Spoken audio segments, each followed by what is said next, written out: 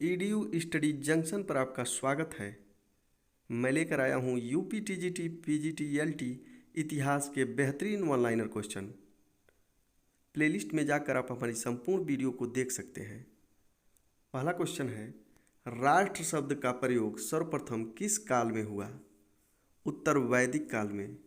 दूसरा, कांग्रेस के 1889 के अधिवेशन में कितनी महिलाओं ने हिस्सा लिया?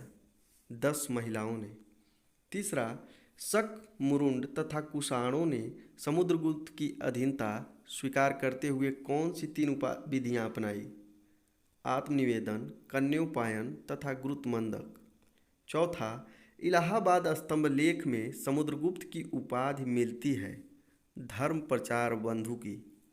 पांचवां, चंद्रगुप्त द्वितीय से पूर्व रामगुप्त नामक शासक का उल्लेख मिलता है विशाख दत्तकृत नाटक देवी चंद्रगुप्त में।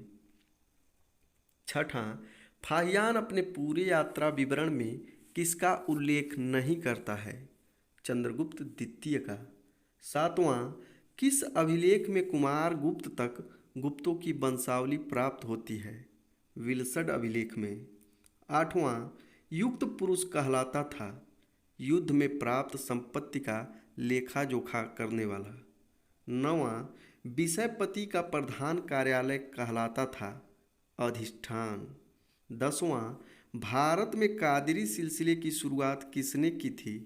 सैयद मोहम्मद जिलानी ने। नेक्स्ट क्वेश्चन, कादरी सिलसिले के प्रमुख संत कौन थे? शेख मीर मोहम्मद मियाँ मीर। 12वां, सत्तारी सिलसिले के प्रमुख संत कौन थे? मोहम्मद गौस। 13वां, नक्शबंदी सिलसिला के प्रमुख संत कौन थे? शेख अहमद सरहिंदी। 14वां, किस सूफी संत को मुजहिद आलिफ सानी के नाम से जाना जाता है? शेख अहमद सरहिंदी को। 15वां, 1530 में शेर शाह ने किसको पराजित करने के बाद हजरत आला की उपाधि धारण की? बंगाल के शासक नुसरत शाह को। 16वां, भारतीय दंड संहिता अर्थात आईपीसी की स्थापना किसके समय हुई? 1861 ईस्वी में कैनिंग के समय। 17वां, लॉर्ड मेयो की हत्या कहाँ पर हो गई? पोर्ट ब्लेयर में। नेक्स्ट क्वेश्चन, ओवन मेरिडीथ कहा जाता है लीटन को। 19वां, प्रथम काल आयोग का गठन किसके समय हुआ? 1878 ईस्वी में लीटन के समय रिचर्ड स्ट्रेची की अध्यक्षता में। 20वां, प्रथम दिल्ली दरबार का आयोजन हुआ था 1 जनवरी 1877 ईस्वी को। 21वां, किस अधिनियम द्वारा किसी भी भारतीय को बिना लाइसेंस के हथियार रखने की अनुमति नहीं थी?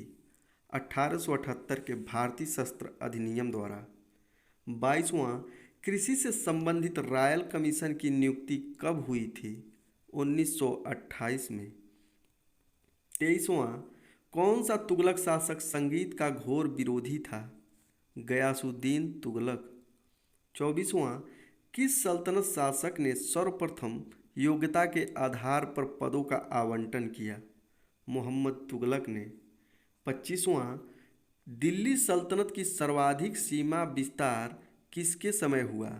मोहम्मद तुगलक के समय। 26वां, दोकानी नामक सिक्के का प्रचलन किसने करवाया था? मोहम्मद तुगलक ने। 27वां, फिरोज तुगलक की मां बीबी नैला किसकी पुत्री थी? रणमल की।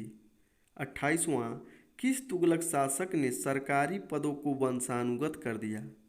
फिरोज तुगलक ने। 29वां, किस तुगलक शासक ने साम्राज्य विस्तार के लिए कोई अभियान नहीं किया? फिरोज तुगलक ने साम्राज्य विस्तार के लिए कोई अभियान नहीं किया। इसने जो भी अभियान किया साम्राज्य को बचाने के लिए किया। 30वां क्वेश्चन, सल्तनत का प्रथम शासक जिसने राज्य की आमदनी का ब्यौरा तैयार करवाया? फिरोज तुगलक ने। 31वां, जहांगीर का मकबरा किसने बनवाया था? नूरजहां ने। 32वां, जहांगीरी महल किसने बनवाया था? अकबर ने। 33वां, आगरा, इलाहाबाद तथा लाहौर का किला किसने बनवाया था? अकबर ने। 34वां, शाहजहां के समय के प्रसिद्ध चित्रकार थे गोवर्धन एवं बालचंद। नेक्स्ट क्वेश्चन, रामायण का अनुवाद किसने किया था? 1589 में बदायूनी ने। 36वां, मुस्लिम लीग के किस अधिवेशन में कवि इकबाल ने मुसलमानों के लिए पृथक देश की स्थापना की बात कही थी? 1930 के इलाहाबाद अधिवेशन में। 37वां, भारत छोड़ो आंदोलन के दौरान पहली समानांतर सरकार किसके नेतृत्व में बनी? बलिया में चीतू पांडे के नेतृत्व में। 38वां, बर्लिन में इंडियन लीग की स्थापना की थी? 1941 में सुभाष चंद्र बोस ने। 39वां, शिमला सम्मेलन कब विफल हो गया? 14 जुलाई 1945 को। 40वां, सर्वप्रथम चारों वर्णों के कर्मों का उल्लेख मिलता है ऐतरेय ब्राह्मण में। 41वां, सर्वप्रथम गोत्र व्यवस्था किस काल में प्रकाश में आई? उत्तर वैदिक काल में। नेक्स्ट क्वेश्चन, सर्वप्रथम कृषि की समस्त क्रियाओं का वर्णन मिलता है शतपथ ब्राह्मण में। 43वां, चावल के साक्ष्य मिले हैं हस्तिनापुर तथा अतरंजी खेड़ा से। 44वां, कैवर्त किन्हें कहा जाता था? मछुआरों को। 45वां, हिरण्य सोना को, त्रिपुटीन को, लोहे को श्याम अयस तथा कृष्ण अयस कहा जाता था। 46वां, कर्मकांडों की निंदा की गई है उपनिषदों में कर्मकांडों की निंदा की गई है। 47वां, उत्तर वैदिक काल के प्रमुख देवता थे प्रजापति, उत्तर वैदिक काल के प्रमुख देवता थे। 48वां, किस उपनिषद में यज्ञ को टूटी नौका के समान बताया गया है? मुंडको उपनिषद में। 49वां, पार्श्वनाथ का प्रतीक चिन्ह सांड, अरिष्टनेमी का प्रतीक चिन्ह हाथी, नेमिनाथ का प्रतीक चिन्ह शंख तथा महावीर का प्रतीक चिन्ह सिंह था। 50वां और अंतिम क्वेश्चन, किन जैन संतों का उल्लेख ऋग्वेद में मिलता है? ऋषभदेव एवं अरिष्टनेमी का। आज के लिए बस इतना ही। हमारी अगली वीडियो का नोटिफिकेशन प्राप्त करने के लिए हमारे यूट्यूब चैनल को सब्सक्राइब कर बेल आइकन को दबा दें। धन्यवाद।